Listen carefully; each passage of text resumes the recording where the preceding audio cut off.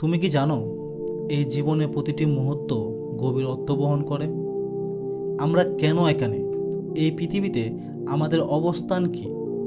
তুমি যদি ভাবো জীবন শুধু খাওয়া, ঘুমানো আর কাজ করার জন্য, তবে কি এটি এত বিশাল মহাবিশ্বের সৃষ্টা এত নিখুঁতভাবে তৈরি করতেন? জীবন সাধারণ নয়, কারণ এর ফল অসাধারণ, আর সেই ফল নির্ধারণ করবে তোমার প্রতিটি কাজ। এই মহাবিশ্বের মধ্যে আমরা কত ক্ষুদ্র, অথচ আমাদের প্রতিটি কাজ একটি উদ্দেশ্য বহন করে।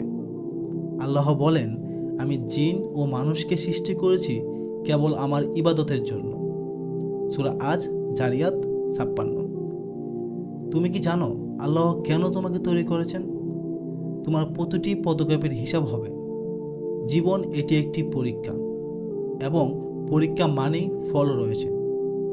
যদি তুমি পরীক্ষায় পড়া না শিখে যাও, কি হয়?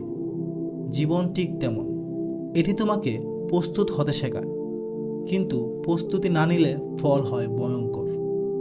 তুমি কি জানো কেন প্রতিটি দুঃখ, কষ্ট এবং কৃতিত্ব এই জীবনে গুরুত্বপূর্ণ?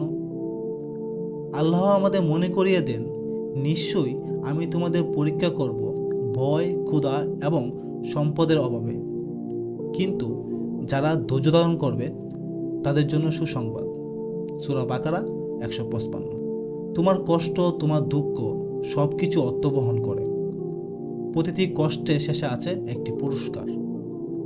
জীবন সাধারণ হলে কষ্টের কোনো কারণ থাকত না, এর কোনো ফল হতো না।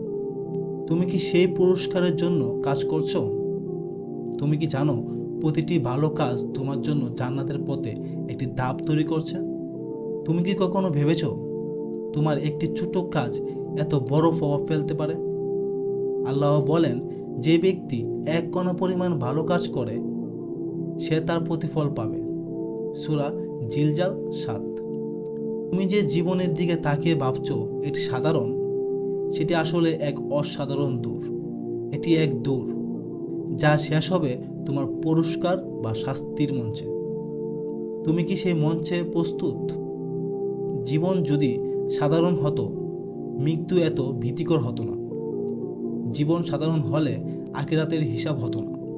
তোমার জীবন একটি গোপন রহস্য। এটি একটি সুযোগ, একটি দায়িত্ব। তুমি কি জানো আল্লাহ তোমাকে তার প্রতিনিধি বানিয়েছেন এই পৃথিবীতে?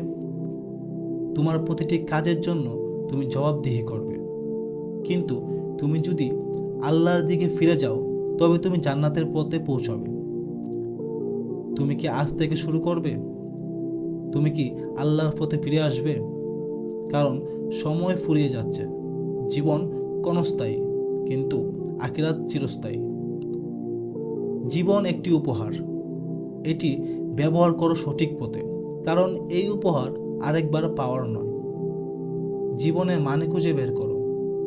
আল্লাহর ইবাদতে নিজেকে নিবেদিত করো, কারণ একমাত্র তিনিই জানেন তোমার সত্যিকারের উদ্দেশ্য।